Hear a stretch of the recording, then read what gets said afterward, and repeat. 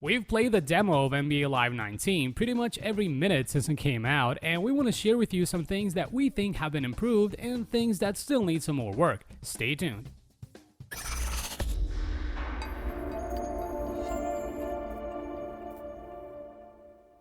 EA laid a very solid foundation with NBA Live 18, and while we've had loads of fun playing and enjoying this game, we were still very much impatient to see what NBA Live 19 would bring to the table in terms of sheer gameplay. The problems that NBA Live 18 was plagued with were stiff movements of players, lack of animations, and player likeness factors.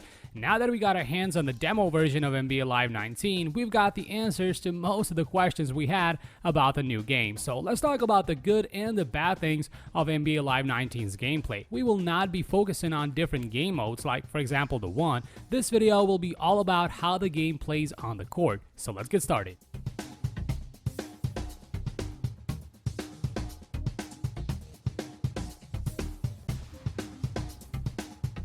The first thing we gotta talk about when it comes to the good things about NBA Live 19 are the graphics. The court itself looks downright amazing. The lighting is just perfect. Even though the game is not running on EA's renowned Frostbite engine, it still looks absolutely beautiful. And it's not just the court itself. The crowd looks almost lifelike and can be easily mistaken for a real-life NBA crowd. This especially shines through when you score a clutch shot or perform a sweet dunk. EA have once again nailed the ESPN presentation of NBA basketball.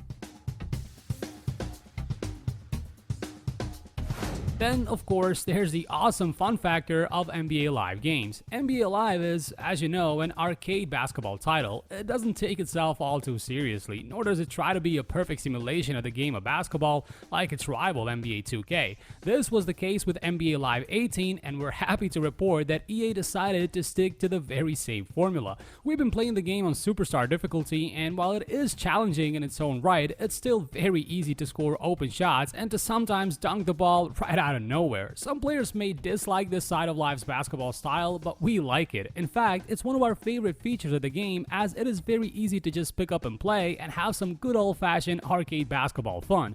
If there's one word that cannot be associated with NBA Live 19's gameplay, it's frustration. This game, as a sports video game and not a full-on basketball simulator, is extremely fun to play. So EA, please do not change this because we genuinely love it.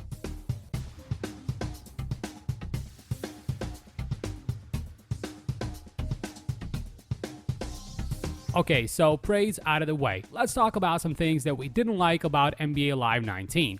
The first thing are the game's physics. One of the biggest problems and immersion breakers of NBA Live 18 was the fact that it was almost impossible to step out of bounds with a player who's dribbling the ball.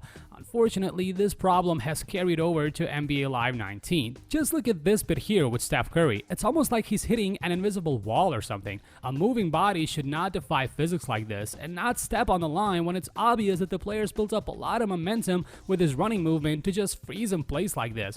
Stepping out of bounds is a normal thing in basketball, and it should happen much more often in NBA Live 19. We hope EA fix this in the full game's release.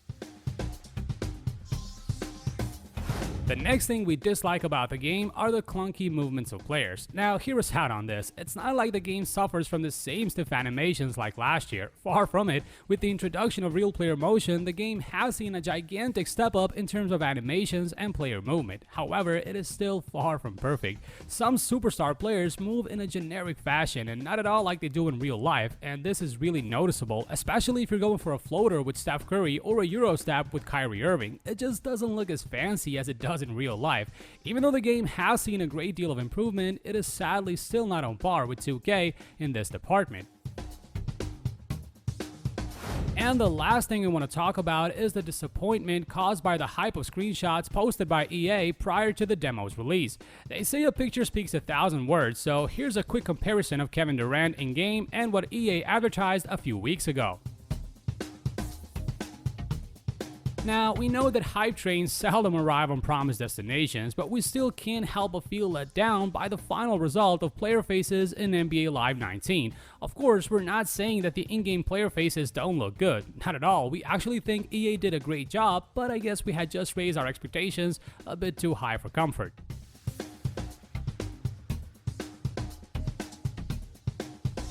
All in all though, every game has its pros and cons, and NBA Live 19 is no exception to this. The game is definitely a step in the right direction for EA, and if they keep on building on this, they will rightfully return to the throne of basketball games in the future. But let us know what you guys think about this in the comment section below. What are some things that you like and dislike about the NBA Live 19 demo? We'd love to hear your thoughts, and please make sure to head over to AltChar.com for much more content like this.